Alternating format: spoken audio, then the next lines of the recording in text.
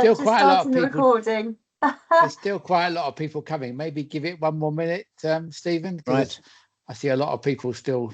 We're just on 6, aren't we? So yeah. Yeah. I think I'm going to need some help from Alison probably, in that it's a big question of counting hands. I'm not going to ask people to say anything, but I would like an indication of what their critical distance is. And I'm thinking mainly about hoops, which is what length of hoop would you always go for, just on the basis that it may be the best chance. And this can range from anywhere from 1 yard to 20 yards. But I'd just like to read the room a bit and find out what people think for them at the moment is a sensible hoop. So what I'll do when it's getting slightly busy, in fact, I think we've now got 4 pages going. If I can ask everyone to use the facility that you can raise your hand, so click the button, that would be more useful. Yeah, that would be great. Hands. Yes. I can't see where is that? So right at the top of the screen, hopefully there's a little hand signal. Evening, Cliff. I'm on Apple. It's not at the top of the screen. It is. Well, that's Apple. It is. No, I'm on Apple. It is. Yeah, you got it's on raised. it's on the toolbar at the top. If you just. I can see video. 100%. A little hand. No. No, That's no right. little hand. Okay. Wait If a minute, you- is there a little hand at the bottom? No. Yeah, that's good. Yeah, people are. Yes, it's a little hand, isn't it, Alison? can Yeah, raise. raise. It is, yeah. Right. Okay, all hands down, please. And I haven't asked the question yet, so you can't answer yet. I haven't raised it. Okay, so if everyone who has got a hand up, could they take it down again, so we can do some counting?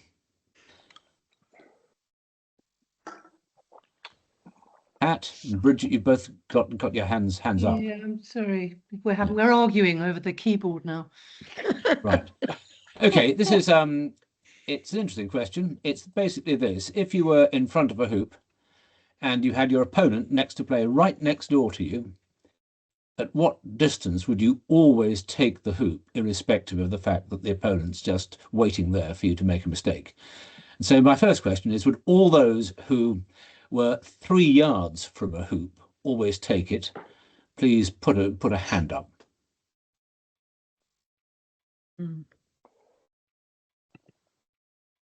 Give an example of what 3 yards looks like, Stephen. Well, not quite halfway to the boundary. So 3 mallet lengths. Well, yeah. Okay. I mean, most of us are an age, I think, where we're still familiar, just counting.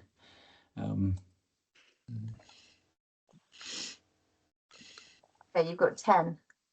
Yeah, which is about, that's what I was expecting. It's probably about a third to a quarter of the assembled party. And the reason why I asked that question is to make the point that GC tactics don't stand on their own. The tactics you can employ depend very much on your level of execution. And one of my sort of mantras is that I'm very happy to talk tactics, but I'm also even happier to encourage people to realize that practice for GC is actually really important.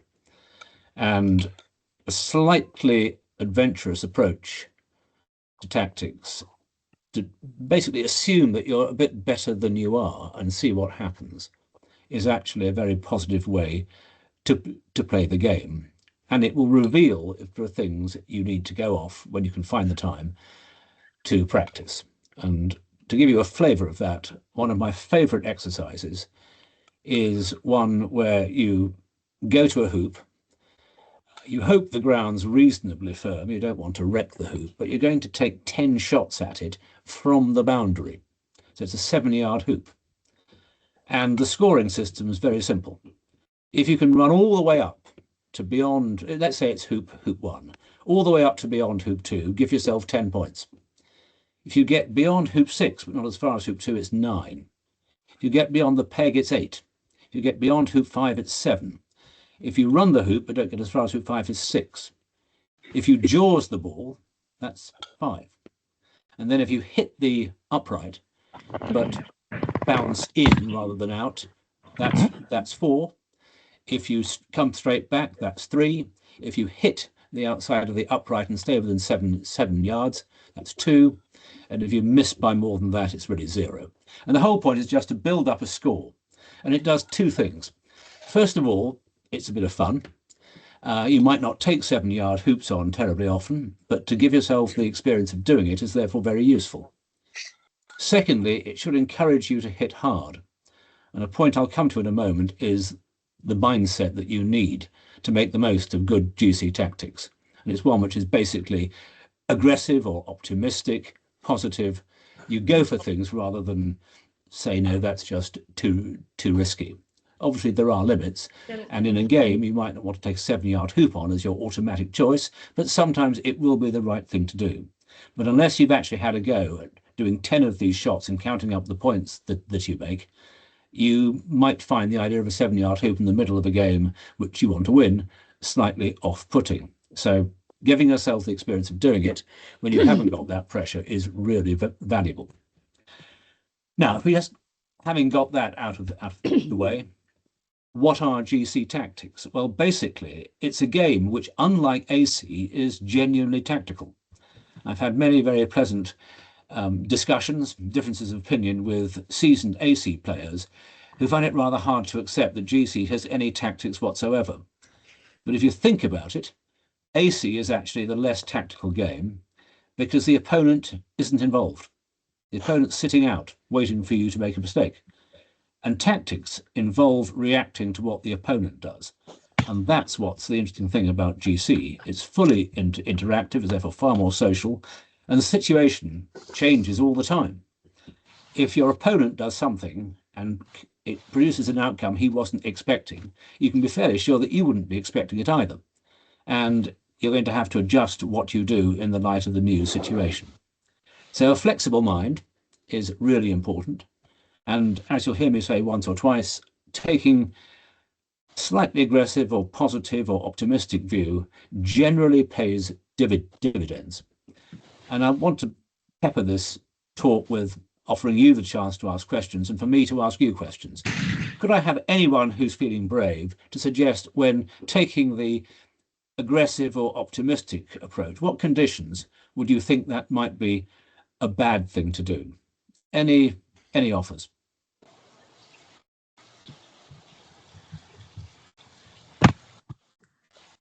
But when you've got a relatively safe position. Thinking more of the playing conditions. Oh, okay. But your point, I mean, if you've got 2 balls in really good position and the opponent's miles away, then you might say, well, I'm not going to take on a 4-yard hoop because if I stick on the wire, I've made life worse for me. So you've got a good point there. No, the point I was making is the ground conditions. On the whole, GC can be played more aggressively than not, but if the hoops are in very firm ground and you're going to bounce away a lot, then you want to be careful. And there's quite a nice story of someone who's distinguished AC player in the past, a chap called Keith Ayton, who lives up in Nottingham. He went back to GC for the first time a couple of years ago, and he played 2 of our younger, very good players.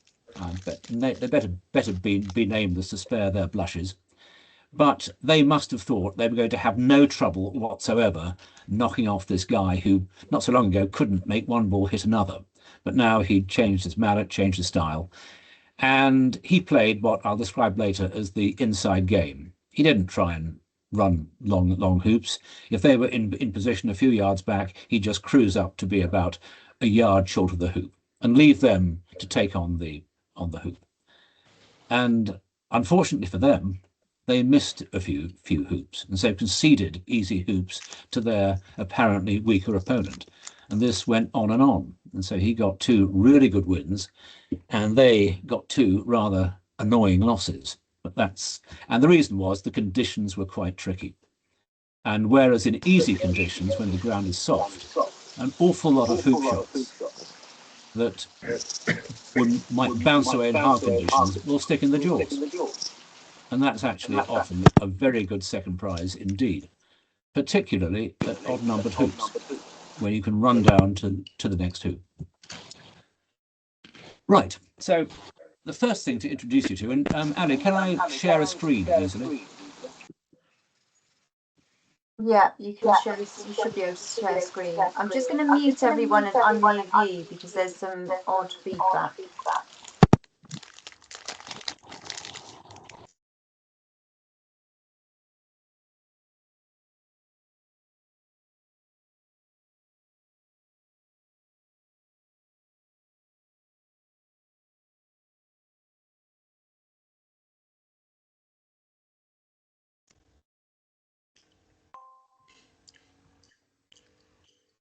Oh, word.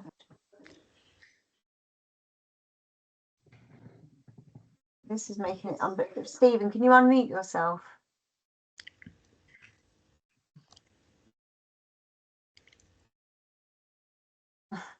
Oh, hang on, that's better. Is that better?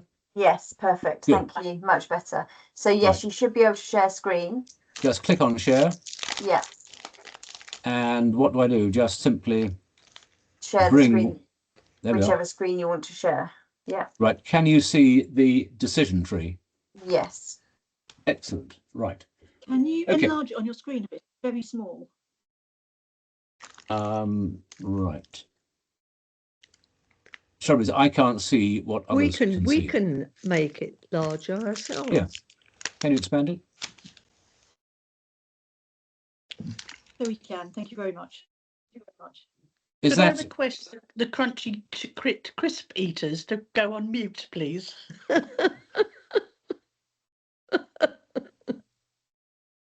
right? Okay. Can everyone see the tactical decision tree in reasonable size? Yeah. Good. Right.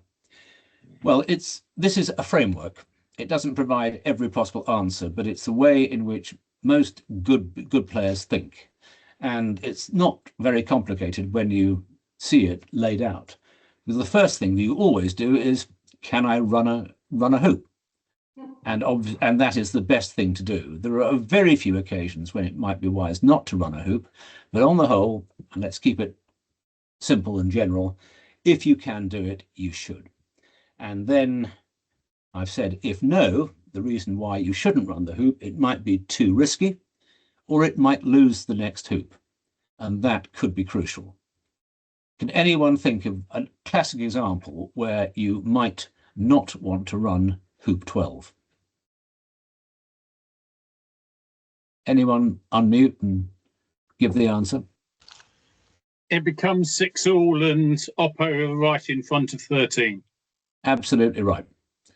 And one of the more famous turnarounds in golf croquet history was in 2013 when Reg Bamford came back from 6-2 down in the final game against Ahmed Nazar to win the World Championship title in Cairo. And he played a wonderful shot that basically cleared the enemy to the east boundary while allowing his ball to go up to the north boundary.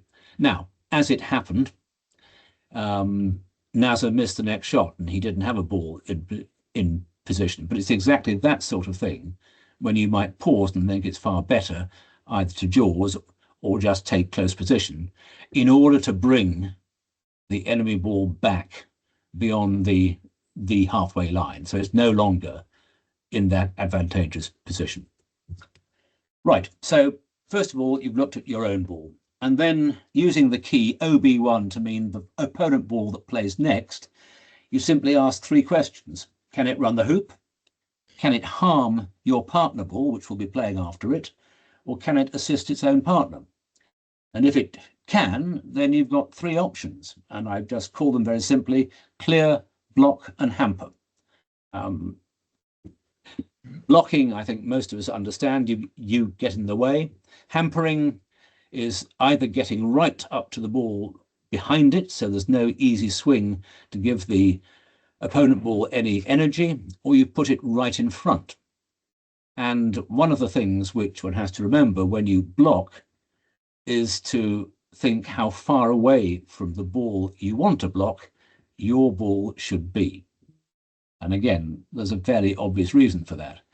If you get very, very close to the ball that you're trying to block, you might give it the chance to play a rush and clear the ball you were trying to protect anyway. And if you get further away, you make that risk very much less. Equally, you don't want to put your blocking ball very close indeed to the ball you're trying to protect, because then obviously the risk is that the opponent could clear the blocking ball and at the same time cause it to run into the protected ball and move it out of position. But that's the basic approach. And then if OB1 is miles away on a distant boundary and so unlikely to be able to hit anything, then you think about partner ball. Can you assist it? Can you protect it if it's in position to run by blocking? And, you know, and can it perhaps be promoted into position? That's a very useful tactic. If you think about it, very often you can move it from the non-playing side into the playing side, and sometimes even get both your balls into playing positions. And one of the most basic principles that the Egyptians always say is that 2 balls in front is always good. And assuming the opponent can't run a hoop immediately, it's a very powerful position to be in. And then we basically, if you can't do anything to any of the other balls or you don't want to, your last option is to take position. And the first thing I would say here is that one of the things everyone who isn't very good at it should practice is taking position. It's not glamorous. Would anyone care to guess what percentage of all the shots in a standard game of golf croquet are positional shots?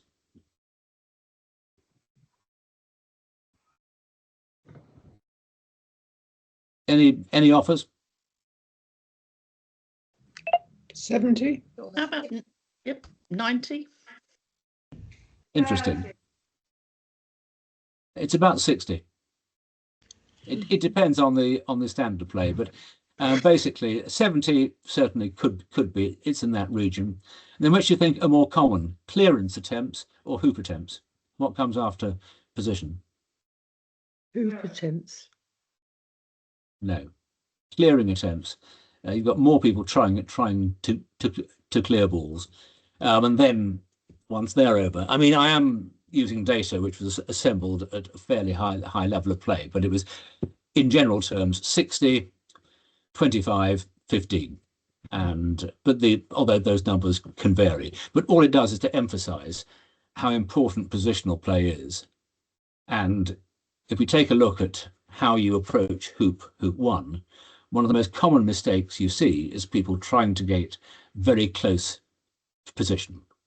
I imagine you've all heard of the fan of success, which is basically a way of saying that the further you aim from the hoop, the more likely you are to be in hoop running position. You might be quite a long way away, but at least you do have an angled hoop. If you go for 2-foot position, you'd better be absolutely right with your length, otherwise you'll have no hoop at all. And one of the big principles is that threats are really important in GC.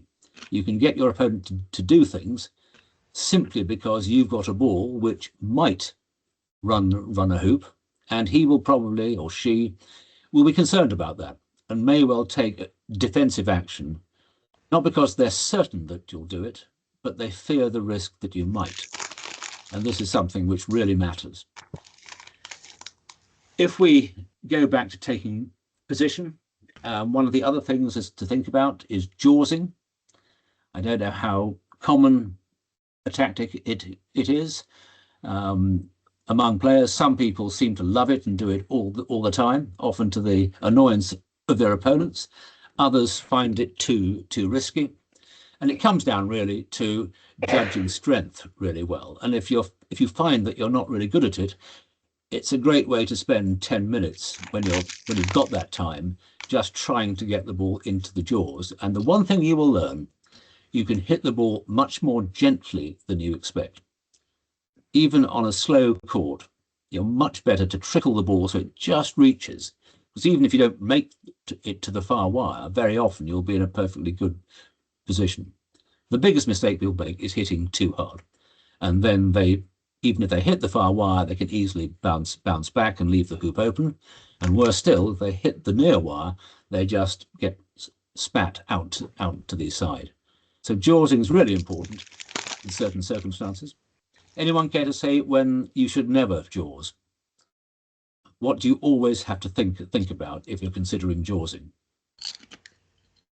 Where the opponent's ball is Jump on. shots. Absolutely, jump shots. Quite right.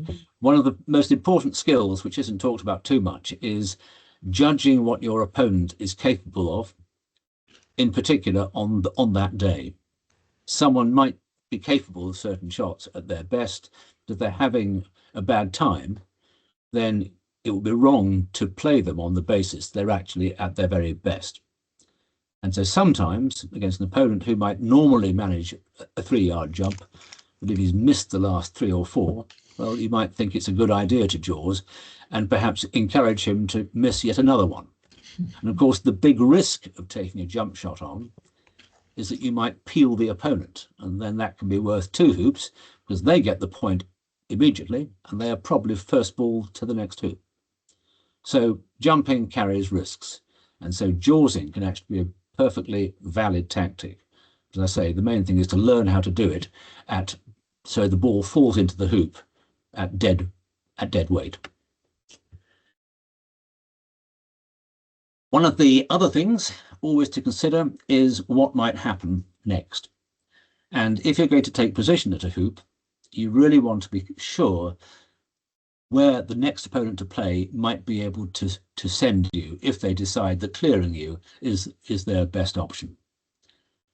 So when you're coming across, for example, from hoop 2 to hoop 3, you want to make sure that, if anything, you're slightly long or slightly short, doesn't matter. But what you don't want to do is to have a position where someone who's on the nearer the east boundary there can clear you back across the court to the west boundary. You always want, and this is why the standard play among good players, when someone approaches hoop 3, for example, to a reasonable but not certain distance, they play behind them. And what they're doing is making sure that they can't be easily cleared by any other ball that is around. A mistake you often see when people are approaching hoop 1, the blue ball goes, let's say, 3 yards south, which is a fairly good position, but might be a bit long for the player. Then the red ball goes between blue and the hoop. And now if black can get a really good ball into the hoop, what blue's going to do is not to try the hoop, but clear red away to the north of the court.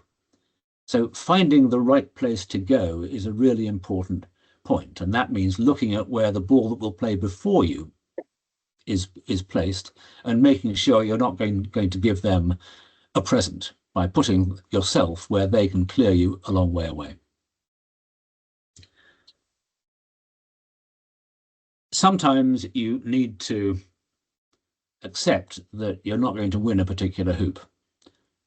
The opponent's jaws and you're too far away to jump, and it looks as though you're in trouble, especially if it's an odd-numbered hoop, because they're going to be first down to the next hoop, aren't they?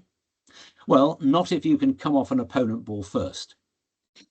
I hope everyone's very familiar with the wiring rule, but basically one of the key ways in which you can restore a bit of advantage is if you can't win the current hoop, try and play off an opponent ball and get up close to the next hoop. That's perfectly lawful. It's sometimes the only thing that you can possibly do. But one other thing you can try, of course, is if they're in the jaws, you can also preserve an advantage if you hamper them. You come up really close behind them. They won't be able to go through by much, and you may be able to get your next ball up to the next hoop and win that. So you've lost the immediate hoop, but at least you've gained some compensating advantage at the following hoop. One thing to watch out for, though, is if the opponent happens to have a ball where they could actually hit your ball hard and cause it to bombard the jaws ball through. That would be something which you wouldn't want to allow. So it depends again on looking where the opponent balls are. Right. Right, that's quite a lot of talking from me all at one stretch. Has anyone got any questions based on what we've covered so far? And don't be shy. If something isn't clear, you can bet your life with plenty of other people. We're very grateful that you've asked the question. So do unmute and ask away.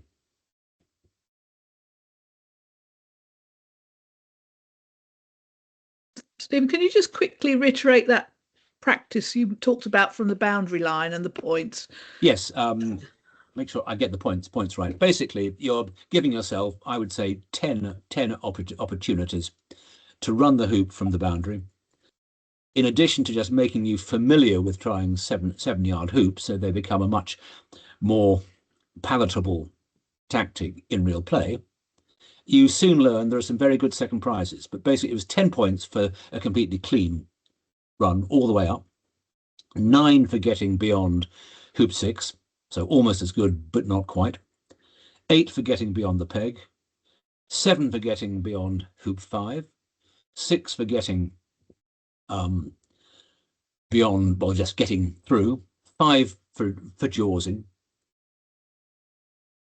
4 basically for missing by very little indeed. You just bounce back, but you've hit the inside of the wire, not the outside. 3 for getting a straight bounce back when you've hit the middle of the wire. 2 if you hit the outside of the wire but stay within 7 yards. 1 if you hit the outside very gently and go more than 7 yards away, and 0 if you miss everything completely. Which will happen in the early days, and gradually you will get better. And if you could ever score 70 points is brilliant, 50 is extremely good. But if you do that a few times, you will be amazed that when you're in a position, particularly at hoop 7, I find suddenly a 7-yard hoop there, because it's a very busy hoop because everyone can get involved immediately. Sometimes a 7-yard hoop is the way to break the deadlock. And the best part about it, it's incredibly good fun when you bring it off, and it really gives your opponent a real sense of worry if you're going to pull that off more than once or twice in a game. So it's a really great exercise. It's great fun in its own right, and it does improve you a lot. Thank you. Anyone else? Could I ask if you think there are any advantages tactically if you're playing in a doubles match, and on whether the most skilled person should go first or second? Do you think that makes a difference to your strategy? Well, certainly there's a very long-standing belief that if you're the better player on your side, you want to play in front of the other better player. And before we changed the rules, sometimes people would find that winning the toss was actually a bit of a Greek gift. They'd come second. But now, of course, under the 6th edition rules, if you win the toss, you can choose to play second, and that gives you that opportunity. If the opponent's stronger player plays blue, then the better player on the other side should hold themselves back until they're playing yellow, because once the play started, yellow plays before blue. Obviously, if the weaker player goes as blue, then the stronger player should then go and become red, and then they will again be in front. And the idea is that they've got the skills to keep the better player on the other side at long range by sort of clearing them. Right. In terms of individual tactics, there are a few to go through, but if no one else has got a question, but if you have, please do ask. Oh, right. Could I just ask, could you go through what 6.2 means again? Hit Sorry. no ball beyond halfway line. Yes, of course. Sorry, that one. Yes. One way you can get yourself into good position is that if you have an opponent who's up near the next hoop, it doesn't matter whether it's they're offside or not. If you hit them, then you get the exemption under rule 8.3 because you've come off an opponent ball. And yes, and I've seen 1 or 2 people do amazing things. They've actually cleared the ball a long way off, and they've taken reasonably close position at the hoop. It's not exactly easy to do, but it's extremely valuable when you can. Can I just check though, if you do that when your opponent ball was offside, you actually make them onside, don't you? You do. Which you might not want to do. Indeed. Yep. Yep. No. Yes. If you have contact with them, they have contact with you. So yeah. Stephen, there's a hands up from Fiona and Gary. Right. Fiona and Gary. Yeah, can anyone hear us? You're a bit faint. Okay. Sorry. Can you hear us? Yeah. Go on.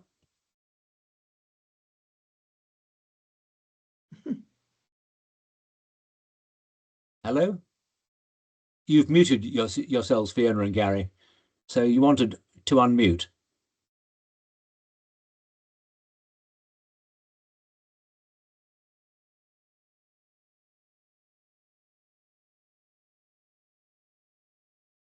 Fiona, you're still you need muted. to unmute yourself. Okay, right. Okay, can you hear us now? Yep, indeed. Okay, so Stephen, you may remember me from Surbiton a while ago. I don't know if you do or not. In any event, my question is because a lot of what you're saying is quite technical. How do you play bisques in golf croquet? Because this was billed as kind of like in between players rather than advanced players. So I'm quite new to golf croquet and I don't know how to play bisques. Can you help with that rather than talking about east boundary, west boundary, etc.? So say it again. Sorry, can we talk about what? Taking bisques. Yeah, sure. Extra strokes. Yes. Yeah, extra strokes is the correct term. Absolutely. The big point about an extra stroke is that you can't score a hoop point directly with it. So there are two things which people do. One is that they jaws, and sometimes you get some high handicap players who are actually very good jawsers because it's part of their standard game plan. And the second thing you can do is to use the extra stroke to clear an opponent ball away. Essentially, assuming that you're playing blue and black, and blue is in pretty good hoop running position, and red is somewhere around, but will obviously play after blue, so it doesn't matter. But you're going to be playing black, and yellow is a danger ball. It could clear your blue ball away. Well, if you've got an extra stroke, all you do is to play your standard stroke to get close to the yellow ball, where you can use your extra stroke to hit it hard away to the far side of the court. So you're not running a hoop with that extra stroke, but you are clearing the opponent, so improving your chances of being left in peace by a large amount, because they should be 20 yards away. And they've got to try and clear your ball, which is in good position for the hoop. So those are the two standard things that people do. Does that make sense?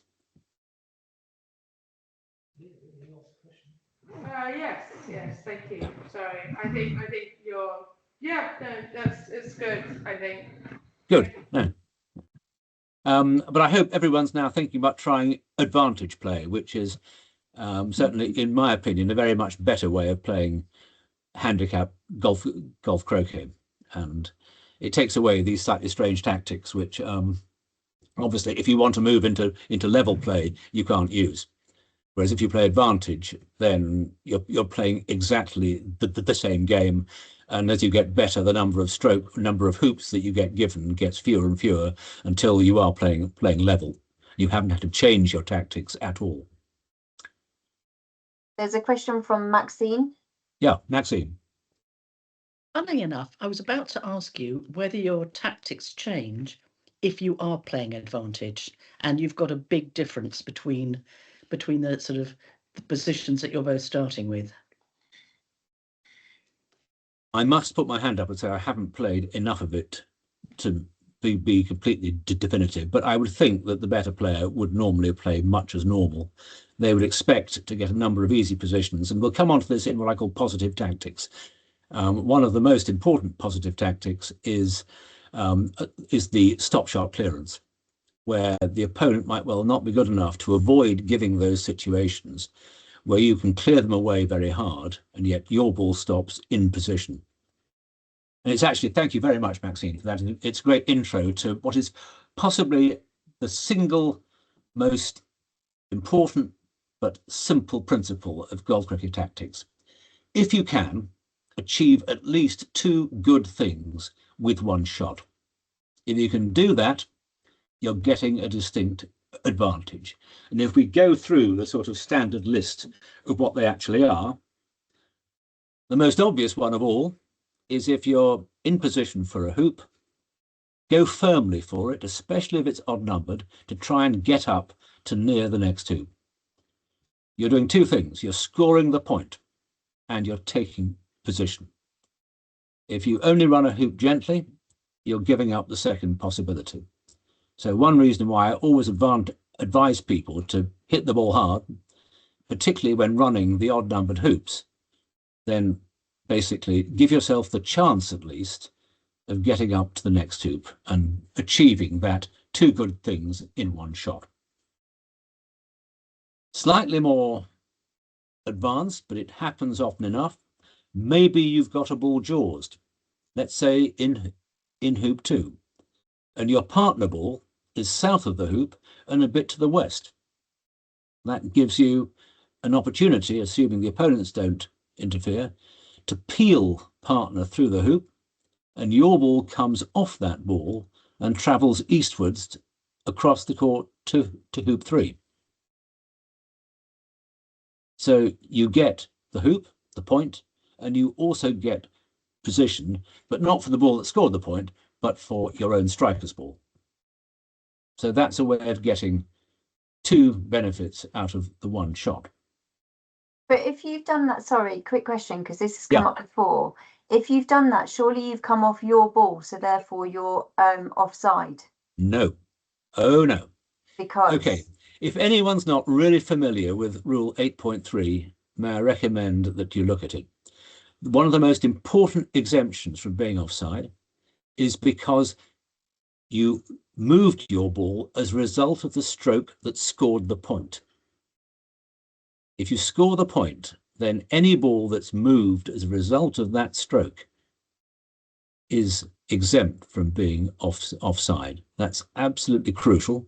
And thank you for bringing it up. So if anyone listening was uncertain about that, I just happen to have my rule book handy. And if I read you 831 exemptions, a ball is not an offside ball if it's already subject to an offside direction or subject to Rule 832, it reached its final position by A, the stroke just played. So it's not only the ball that scores the point that gets the exemption, it's a ball that caused it to score the point by peeling. And then B is a stroke played by the opposing side, and C is contact with an opponent ball. So those are the three important exemptions. It's really vital that everyone knows all of them. So yes, well done for picking up the possibility, but I'm glad to reassure you that that ball is definitely, legitimately over in front of hoop 3. Thank you. Fiona and Gary have their hand up, but I don't know if that's from last time as well. Fiona, have you a question? Oh, I have no more questions, Stephen. Well, could you? Great. Well, could you take your hand down? Thank you. That's all very done. kind. Thank you. Trying to. Yeah. Thank you. Just ignore it. Okay. The slightly more recherche is something which the Egyptians called turning the corner. We've just described the sort of ricochet peel where you send your own ball through a hoop and go off to the side towards the next hoop. But another thing you can do is to clear an opponent ball, usually at an angle, to make your ball go towards the next hoop that you're concerned about. If you imagine the battle is at hoop 8, and you've got a ball, let's say that your blue ball is in reasonable position. If you can clear black over to the east boundary, to the northeast boundary, with an angled shot that sends your black ball over to, you're sending their red, sorry, away, and your black ball comes off that and goes down to hoop 9, that's brilliant. Because they now have a very much longer shot with that ball if they want to try and disturb, I'd say yellow rather, with this ball you clear, sorry. If black clears yellow, yellow has to clear blue, and if yellow is 25 yards from blue, that's unlikely. And that tactic, which the Egyptians have been using for donkey's years, is called turning the corner. So you clear an opponent ball away and come off it so that your ball goes over to the next hoop but 1, and your partner ball is left in position for the current hoop and hopefully will not be disturbed. The next one doesn't involve doing anything particularly clever with hoops, but it's the one I mentioned earlier, the stop shot clearance. And if anyone's doesn't use it very much, I really encourage you, when you have a moment, to see how much stop you can get into such a thing. From 2 feet, you should be able to stop your ball almost dead, because the ball is skidding as it goes across the ground at that range. And if it hasn't got any rolling motion, it will tend to stop very quickly indeed. And it's also a particularly satisfying shot to bring off. A slightly more involved one, but again, the opportunities occur quite often, is when you want to clear a ball away with your opponent, with your partner ball in position. And if you can do it so it's a straight clearance and your ball follows through afterwards, you can often find that it gets in the way from the ball that's just been cleared away and your partner ball. So you're getting the clearance, the first good thing, and you're getting a block as well, which is the second good thing. And with the stop shot clearance, you were getting position and a clearance. Here you're getting a clearance and a block, because your partner ball is the one you hope that will be making use of its position to score the hoop in its next turn. Does that make sense? And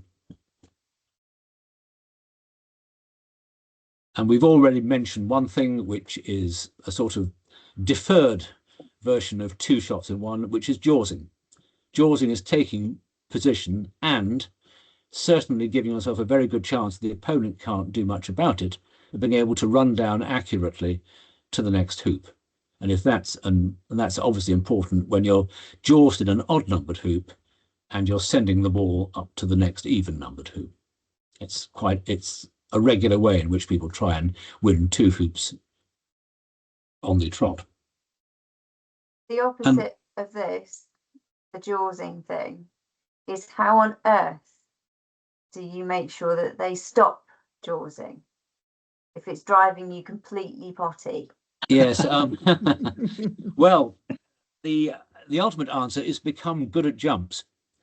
The moment someone's jaws 2 times and been jumped cheerfully by the opponent, they suddenly become far less keen on jawsing for some reason.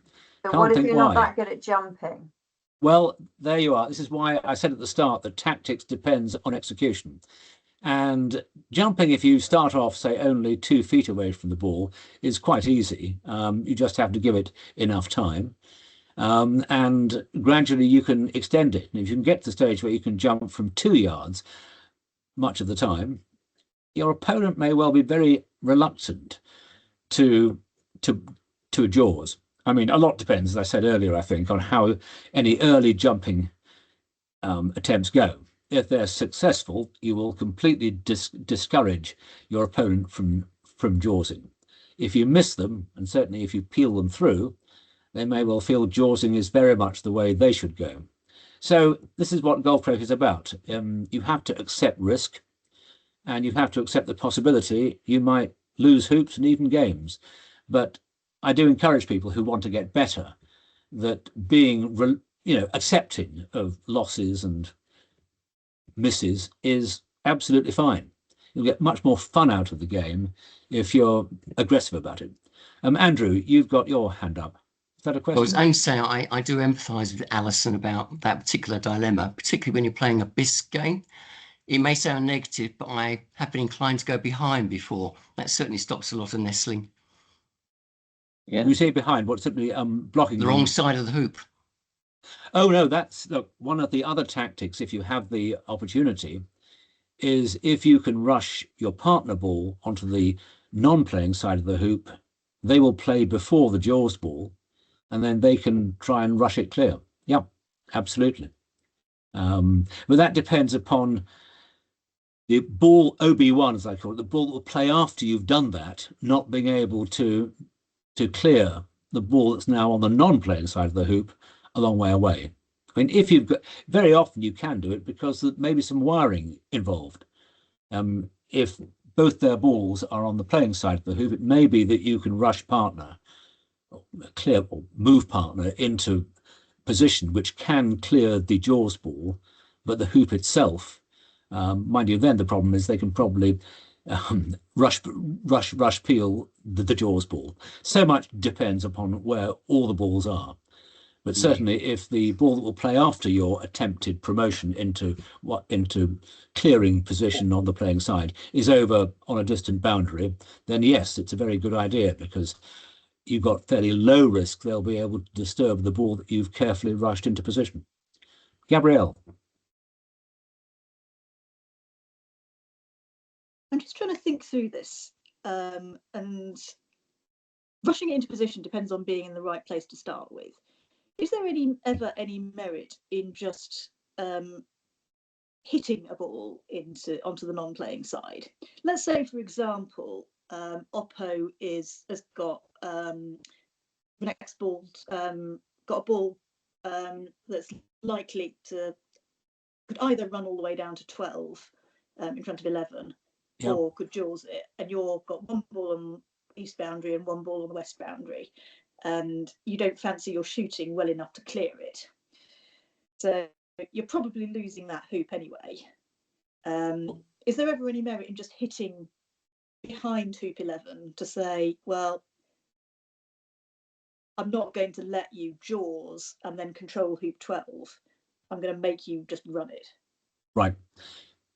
Two things there. One is, when you said you were on each side of the hoop, if they're in the jaws and you can't stop them, then the standard response is to play just north of the peg, so that they are less likely to have control of 12, even if they run it, because your ball, which you will have just played, will be playing before their ball after they've won 11 and gone down, because you'll be within 6 or 7 yards of them and have a reasonable chance of clearing them.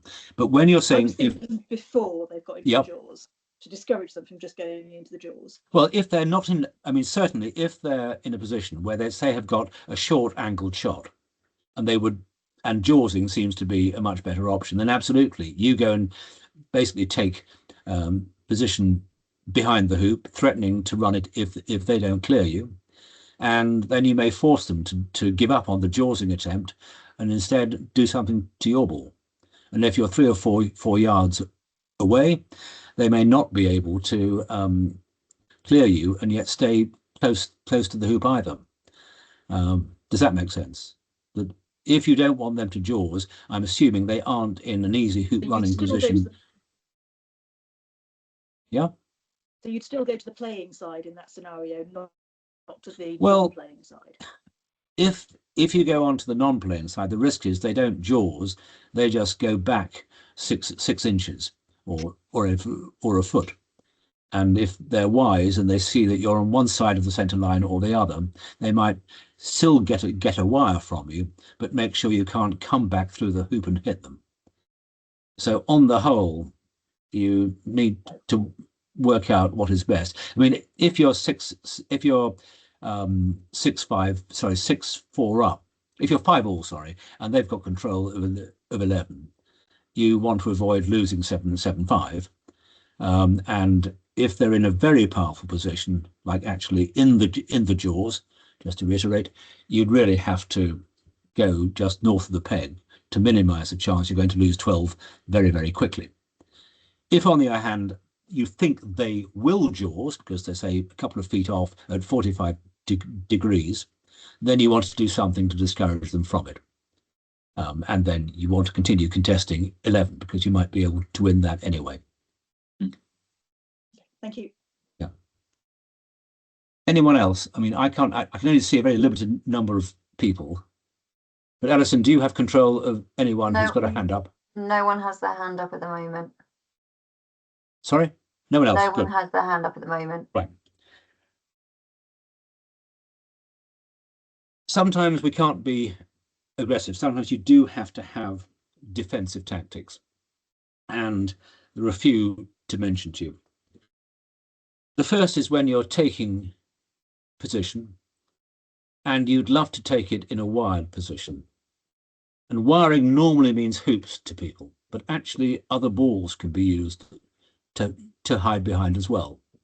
And so if, for example, you had OB1, the ball that's going to play next is, say, a couple of yards to the east of hoop 1, and you're all about 3 yards south, and your partner ball is to the west of that. If you play your ball to the west of partner ball, it might well be very difficult for the opponent ball to do very much about you immediately because they can't see it.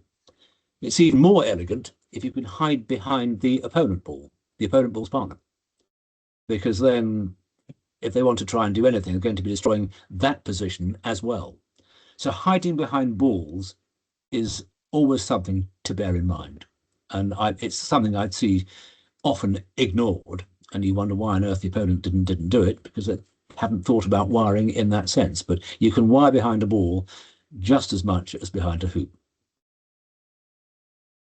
I've said it before, and it's worth repeating. Always think about what the opponent can do to you after you've played the shot that you plan. And that's why when someone was mentioning what happens in advantage games, the reason why the better player does have an advantage is because they will probably be playing someone who will not get their balls into a safe position all the time. And when they're put into an unsafe position, they will allow a stop shot clearance and give the better player a chance to get control at that hoop.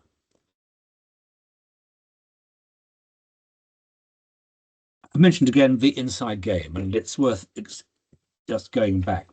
You can play golf croquet when you feel it's unlikely you can clear an opponent ball in one of two ways. One is that you simply try and block in the sense of getting in the way, but the further you get from it, if it's more than 4 or 5 yards, it's very difficult to drop your ball exactly onto the spot, which will at least impede the path of their ball to the hoop.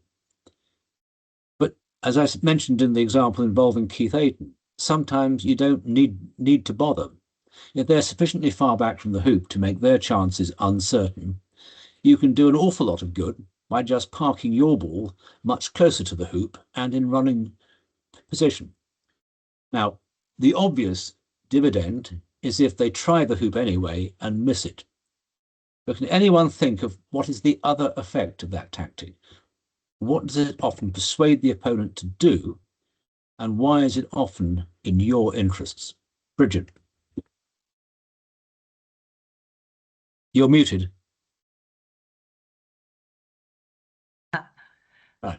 So basically now it gives them a potential dilemma, and what they'll probably want to do, well, they're either going to go for the hoop anyway, or they're going to clear you, but they probably end up by clearing you, them no longer being contention of the hoop as well. Exactly. Quite right. Well done. Yeah. What often happens is that they go out of position. They go onto the non-playing side. And now, as they've just cleared a ball which plays before them, you can come straight back into position, and if you play well, into wired position. So you've turned the thing around completely. They had the opportunity to go for the hoop. You haven't tried to clear them. You haven't blocked them. You've just gone to the side into hoop running position, but nearer than them. And that's the threat. And if they don't have confidence in their hoop stroke, they feel obliged to clear you, very often they'll end up on the wrong side of the hoop. So it's a very powerful tactic. And the great thing is you don't have to be Superman to do it. You can just simply play an accurate lag and present them with the problem. So it's a Brian. Yeah, and presumably one slight caveat of this roll up good for the hoop is you would presumably try to be very slightly off centre at least, so that you don't end up with a situation that they do take on the hoop and you're stuck right behind it with no path down to the next hoop. I'm thinking of odd hoops particularly. Well, I admire your thinking. You're absolutely right. Yeah, I mean, you can normally, unless you're very close indeed, and I'd always advise being at least a yard back, you can go past the hoop at a shallow enough angle that you'll be, you know, within 3 or 4 yards of the distant hoop. But you are right. I mean, it's annoying when you are right behind, and yes, you have to go off miles to the side. But yeah, good point.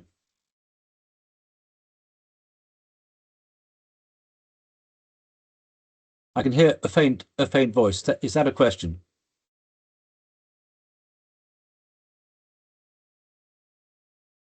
I can't see any hands up. No, right. That is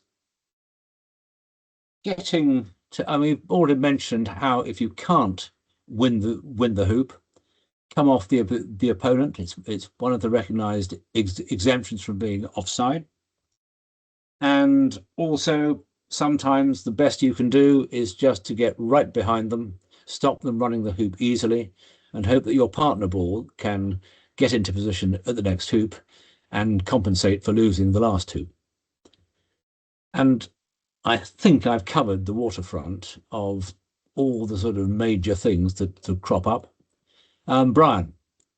Yeah, just a couple of thoughts on there that I don't think you've said already, but things that I've tended to find very helpful are, and I know this is one that Andrew does as well, if a ball is jawsed and you have no way of stopping it run the hoop, sometimes it is actually a good idea to play off it, nudge it a little bit through the hoop so that it actually has an impeded shot. Whereas if it's bang in the middle of the jaws, it's going to have a dead easy run down to the next hoop. But whereas if you put it through and manage to impede it, you've actually conceded the hoop, but actually gains an advantage. Yes, would you endorse that? It depends so much on where the other balls are. If you're doing that, then presumably you're leaving the ball that you're playing fairly close to the current hoop anyway. Yes. You would, if you know the hoop, if you know there's some uneven ground, a gentle touch will send the other ball off to the side so the hoop's behind it. And very good idea. Yeah. If you just tip it through by about 2 inches, they can probably still get their mallet on it and send it down to the next hoop. So and the other variants, it's a very good thought, but it depends so much on where the balls actually are. If you hit it further than, I mean, it's a good thing to think about sending it so it's gone further than half their mallet length, so they can't get the mallet on it. But then what they'll do is they'll just play off to the side. Yeah. So you might avoid them getting into very good position immediately, but they might still be close enough to do your partner ball some damage. The other variant, again, I don't think you've mentioned that I've often found very helpful is I can't get them out of the jaws. They've got a straight run down to the next hoop, but at least I can position my ball so close to theirs. I can't stop them running the hoop, but at least I can stop them running down to the next one without a jump shot. And if I get close enough, they won't even be able to jump me. Absolutely. You've got to do it really close, because otherwise they can jump and you end up looking silly. The one drawback then, you tend to tie up 2 balls and you end up into a semi-impasse when you can have hoops being attested by the 2 balls that aren't tied up, because people often keep on just deeming. So it depends on your opponent's approach to these things. Some of them just can't stand it and they'll just play off to the side, in which case you've won a little victory as your ball can then play down somewhere useful. But frequently I see people refusing to grant that advantage. So you have 2 balls that are stuck together for several turns. Thank you. I have a question for you, Stephen. Yeah. If you could perfect one shot, what would it be?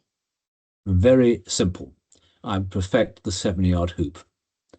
If you can do that, you're liable to be pretty good at clearing ball on ball. and you will terrify the wits out of every opponent that you play. One of the best things you can do when you start a game, and here's a classic example, we haven't talked about this and I should do, which is how you play hoop 1. I have mentioned I see far too many balls played too close to it. Bridget and I and Cliff and Beryl, I think, were playing, and we were told we had no practice at all. I mean, not even a single shot. So what do you do? And well, the answer is I played 4 yards south of hoop 1 because I had no idea how quick the B court was, and I wanted to have something to look at. And so you just play further and further south, and that means you will at least be threatening to have a hoop. When that happens, what should the opponent who's playing red do? Well, they should go behind you, and if that means going quite close to the south boundary, so be it. The one thing you do want to watch is never getting so close to the first ball that they can think of playing a stymie on you, just drifting down to you and finishing a couple of millimeters away, because that's a very powerful paralyzing shot. And if they can put the black ball into really good running position, then yellow has to clear black, or else blue is going to cruise up to red, stop it doing anything, and black will have a fairly easy and uninterrupted attempt at the hoop. So playing hoop 1, if you're blue, always go sufficiently far south that you will have a hoop that you can at least threaten to run. Red should always go behind, so it can't be cleared into court by that blue ball. Black then will just play up, and then yellow should decide if it thinks blue is any sort of threat, it should always try to go for the clearance. And to finish on a mildly amusing note, when I first encountered the Egyptians in 2000, it was very clear that they did not believe in very much positional play, in the sense that they were going to run hoop 1. It was run at literally 30 miles an hour. They were always on the north boundary, and even if you and we that tried to counter it by getting a wired position, and if we did, fine, that was good. If we didn't, we would be wanged away from our position, and again at 30 miles an hour. The Egyptians play very, very hard shots, and for them, worrying about position when you've got a 10-yard clearance, it didn't make any sense at all, because most of the time people didn't manage to get good position, because the Egyptian courts were not so flat that it was easy to get that. So you always tended to be open to them. However, and when we were saying, why do you always put the second ball of the game, whenever one ball goes in front of a hoop, the Egyptians would always play into position with the second ball. They'd never take on the first ball. They would leave that to their other ball. And we were told it's absolutely standard tactics. It's mad to do anything else. We say, well, what if that ball's only a foot in front of the hoop? Liable to make two hoops out of it. It doesn't matter. Anyway, roll forward to 2006 in New Zealand at the World Championship, and the Egyptians suddenly met people who were putting balls 2 feet in front of the hoop. And suddenly, without any fanfare, they began firing twice, both with the first ball and with the second. And when I asked Khalid Yunis, who was by then I think both a senior player and an important coach, had they changed their mind, he didn't want to admit they had, but he agreed there may be circumstances when it was a good idea, which was at least a change in opinion over a period of 6 years. But most of the time, the standard way to try and play hoop 1, first ball goes into position where it does have a hoop, second ball goes behind it, third ball goes into position as well, and the fourth ball then has to clear. If people are playing properly, in my opinion anyway, they would never be trying to get 2-foot position anyway. If they did, it's luck. Very often they'll be they'll be a bit long or a bit short. But being 3 foot long when you're going for 2-foot position is fatal. Being 3 foot long when you're going for 4-yard position just makes it a fraction more angled. And the last thing I would leave you with, if you have a chance of a long hoop 1, always take it. Even if you don't get it, you will send a message to your opponent, which will certainly worry them, because they will think you're someone who is prepared to go for long ankled hoops. And believe me, that will affect how they play. Anyway, there's time for some more questions if you'd like it. Has anyone got anything from any part of the talk they'd like to bring up? I don't have a question, but I have a saying which you hear quite a lot, which is that a ball is bigger than a hoop. And so I think your 7-yard hoop, to try and perfect that, is a really, really key thing, because if you can perfect a 7-yard hoop, then you're going to make those 7-yard clearances. Yeah, absolutely. And indeed, you can. I wasn't going to bring it up here because I think it's getting a bit sort of clever, over clever. But if you are someone like Reg Bamford, he regards that he's playing well when he can hit 7-yard clearances on the correct side of the ball. So he's not just trying to hit it, he's trying to cut it in a particular direction. And there is an important tactic there. You can clear a ball away and send your ball off at an angle off the near boundary, so that it doesn't go all that far from the hoop. But you do have to be a very good shot. I'm afraid I often find it that if I try and aim at the edge, I miss the edge. And then frankly, that's far less good than having made some sort of contact with the ball. But if you're as good as Reg is at his best, then yes, it's a good thing to do. Andy Dibben. You're muted. A lot of the people on this call are sort of fairly high handicap, and a lot of them play mostly social games rather than competitive games. Is there any difference in the way they should approach tactics in the friendly games that would then help them when they play the more serious games? I would never wish to interfere with anyone's social pleasure, and I have been sacked from a game of croquet. It was at Buckley Sultan a few years ago. Yes, I came down a day early to set up the management of the European Golf Croquet Championship, and the chairman, John O'Gorman, said, "Stephen, do you fancy a game of golf croquet? There's a group of 3 who are missing someone." So I joined this charming pair of ladies and a very old gentleman who was still very keen on the game, and so I played with him, and we played the 2. He was not terribly good, but I was able to do enough stop-shot clearing to give them quite a bit of exercise, and we managed to win at the 13th by an almighty fluke, and he was thrilled. He said, "Oh, good, can we have another game, please?" The 2 ladies turned to us and said, "Actually, no, we would rather play on our own in our own way." So I was sacked. It was not what they wanted to do. So I do appreciate that social players, they possibly don't have quite the same approach. But no, if you want to get better, then I would say, ever so slightly, harden your heart and try and play the correct tactics. Play firmer shots, clear people further away, because unless you learn that distance is your friend, you're unlikely to do terribly well when you play one of more serious competitive games. So it depends which is more important, your ambition or your friends, and temper your strength of clearance accordingly. Fiona has a question. Fiona? Yeah. And Baz. Can you still hear me? I can't hear Fiona. It's very faint. Okay. Can you hear me? Yes, that's better. Yeah. Okay. Sorry, I'm a little bit away from the mic. Thank you very much to Andy for saying the difference between social and competitive. I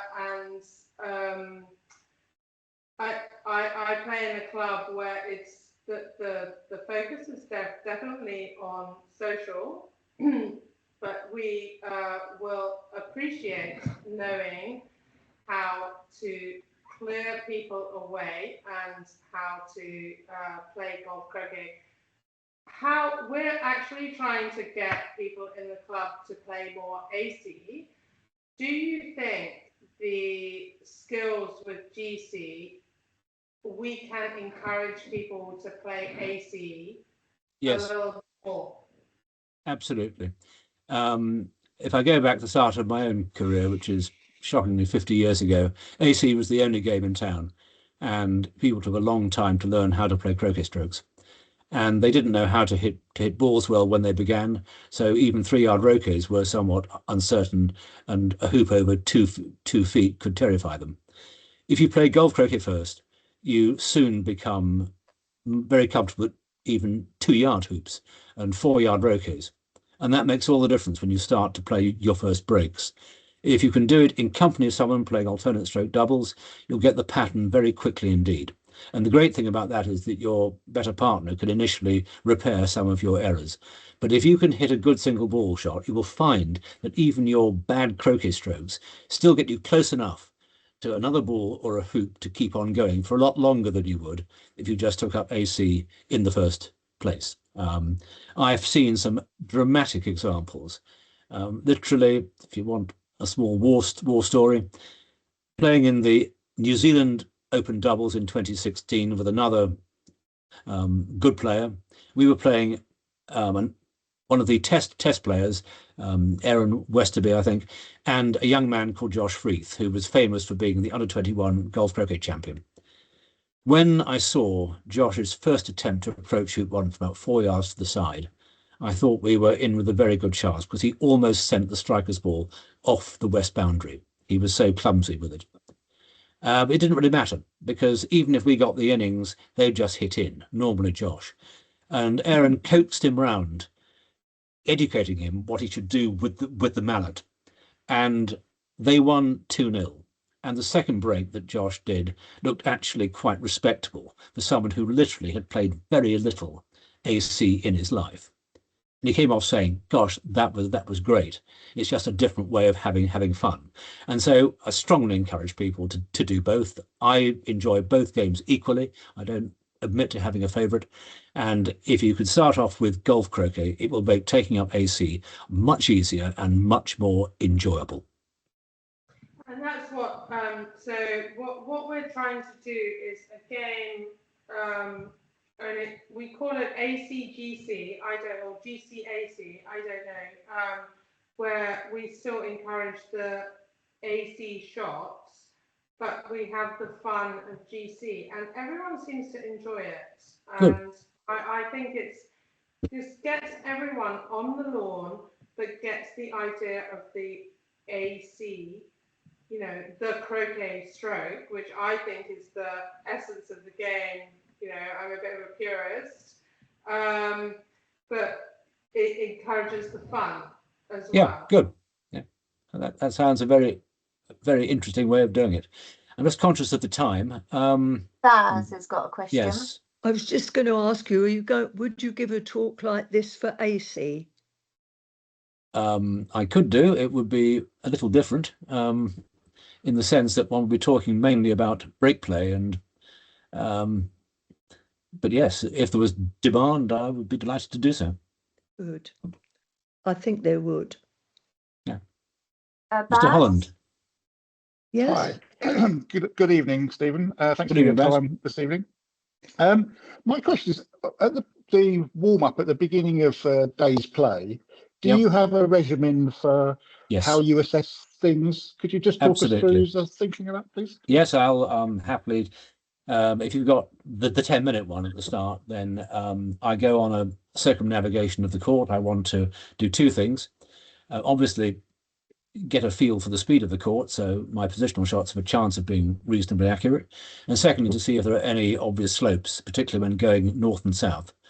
1 to 2, 7 to 8, 3 to 4, 8 to 9.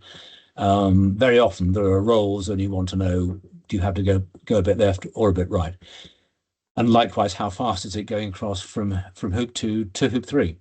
And then when I get to hoop 6 and 7, I'll run hoop 6 gently, of course. And then what I'll do is to put a ball in front of hoop 7 and then have a couple of shots at it from the middle of the north boundary. So it gives me a chance to warm up shooting as well. and then carry on going down from 7 to 8, and then finishing off, and then some more shots. But the most important thing, I normally do that after 10 and 11, just to get, to make sure that you're grooved. And then the last thing, of course, is always do the lag from just south of 12 up to 13. Because what you want to know above all else is, does the ball move a bit to the west or a bit to the east? Because you have to play that shot to decide whether you're going to win or lose. You do not want to crash into the hoop. The saddest sight in golf croquet is the person who's glued to the back of 13, because they are almost certainly going to lose. So, it's important, it's imperative to make use of the time to go around all the hoops. I'm a data-driven person. I just like to feel that my onboard computer has been fully programmed with as much information as I can give it. So I've got some chance of bringing off shots as I expect them to turn out. Whereas if I was this Roehampton game we had, it didn't matter too much because we have played there before, and they're lovely courts, not totally flat but pretty flat, and you got used to the pace quite easily. But no, I think the warm-up is crucial, and it should be used as an orienteering exercise, but an emphasis on pace and watching out for these slopes.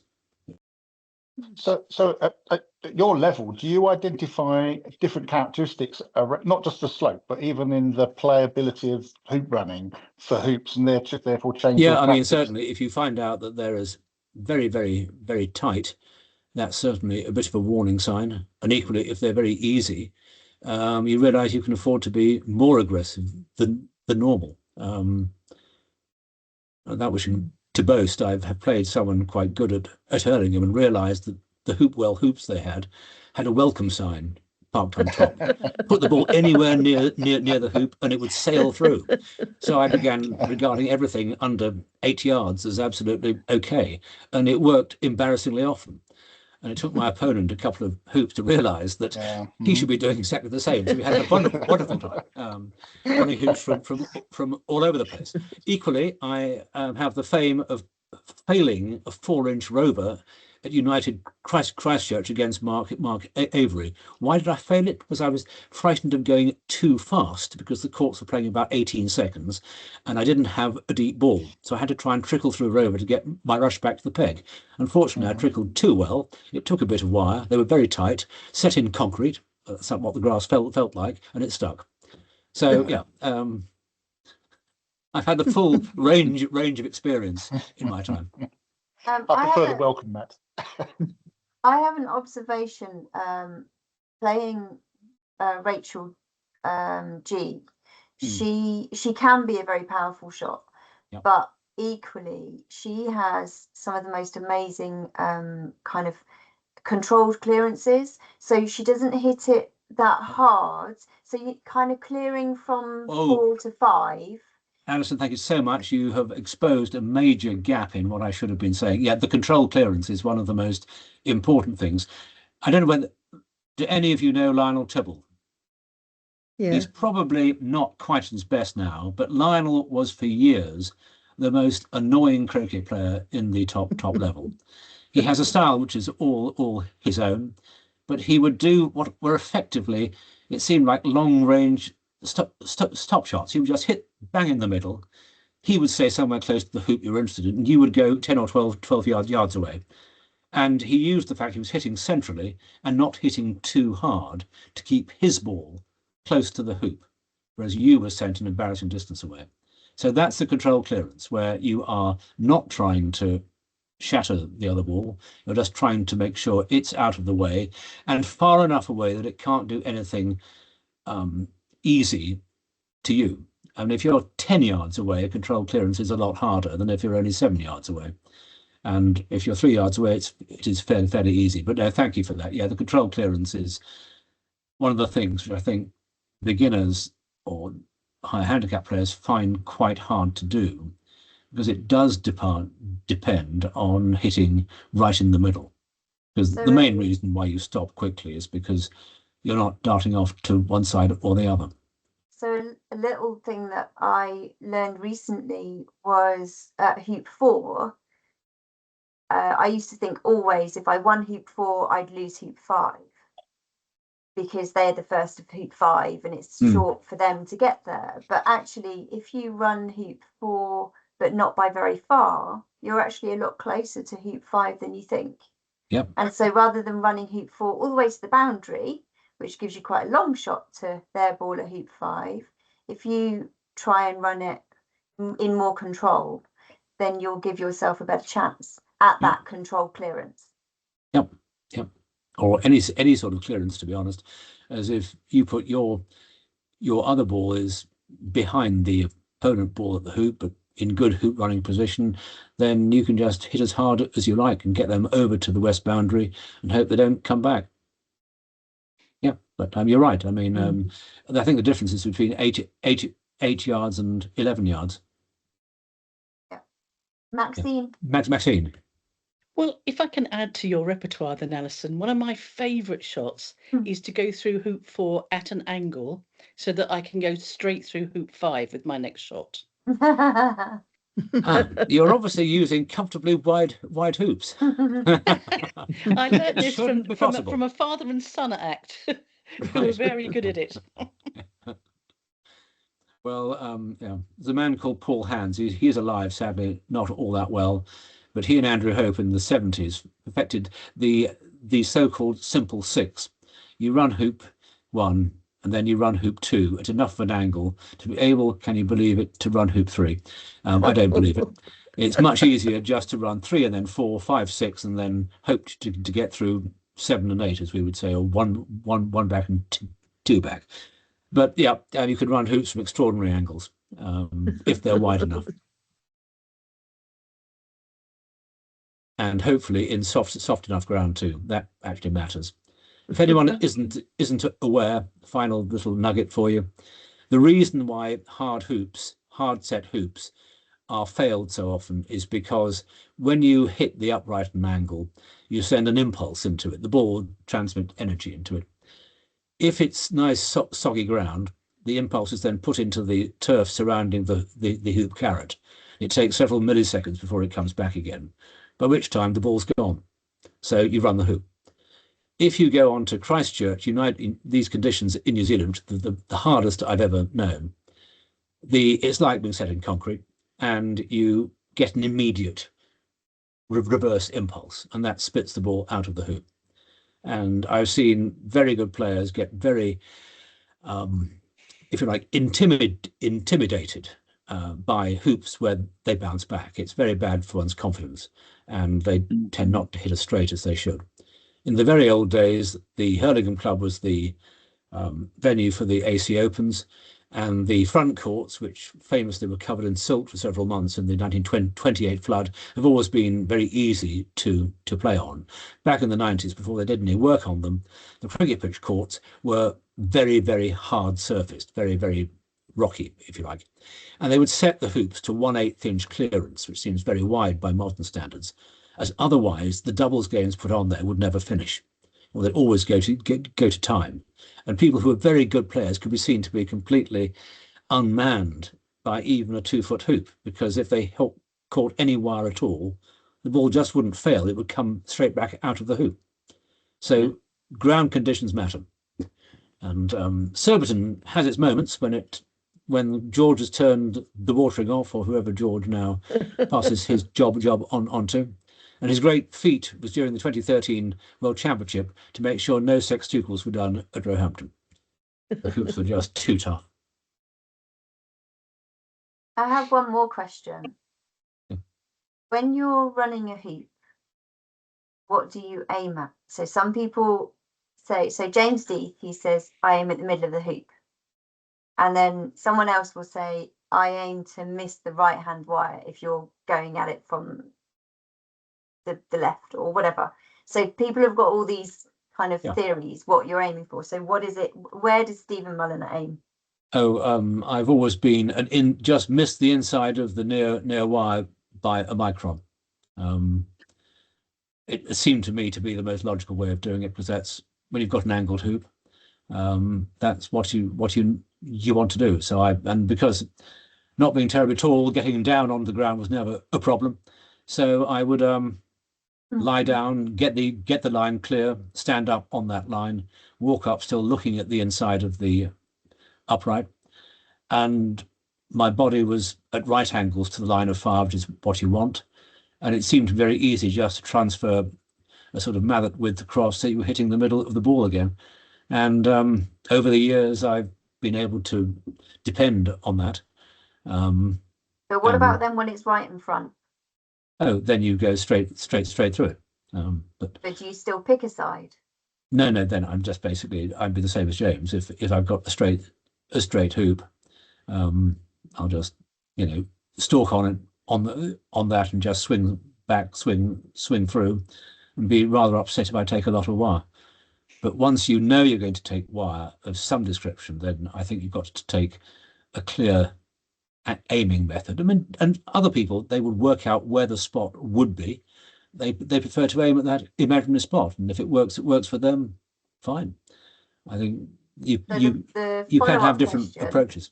The follow-up question, which comes from you mentioning stalking, is: do you always stalk the ball? Yes. Yeah. Even if it's only 1 foot. You should watch the final turn of Mr. Bamford when he was winning the most recent World Championship.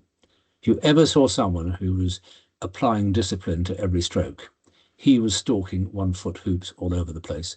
He was using Invictus, the hoops were tight, but he was not prepared to run any risk of doing what happened to a very nice guy called Jamie Birch, who's probably the best player so far, never to have won the AC Open Championship. He was about 10 years ago, beating David Moore, your husband, Ali, up at Cheltenham. And he admitted to me afterwards he was thinking about what he might say when he collected the prize. And he stuck in 4 back from 1 foot. He lost that second game. He'd hit in, done a wonderful 3-ball break. Everything was there. He stuck in the hoop. He lost that game, and he lost the third. So, anyone who ever thinks a hoop is unmissable, come and see me privately, and I can tell you all the hoops I've missed from very short range. Thanks. You can never take too much care. You can never take too much care. Thank you very much. Right. Well, thank you all for turning up and listening. Thank you very much. It was really interesting. I hope it's helpful. Thank you. Thanks, Stephen. Great. Thank you, Stephen. Thanks, Stephen. Thank you so Thank you, much. Andy, for allowing me to listen. You're very welcome. Thanks, Stephen. Okay, bye-bye. Thank you, Stephen. Cheers. Bye.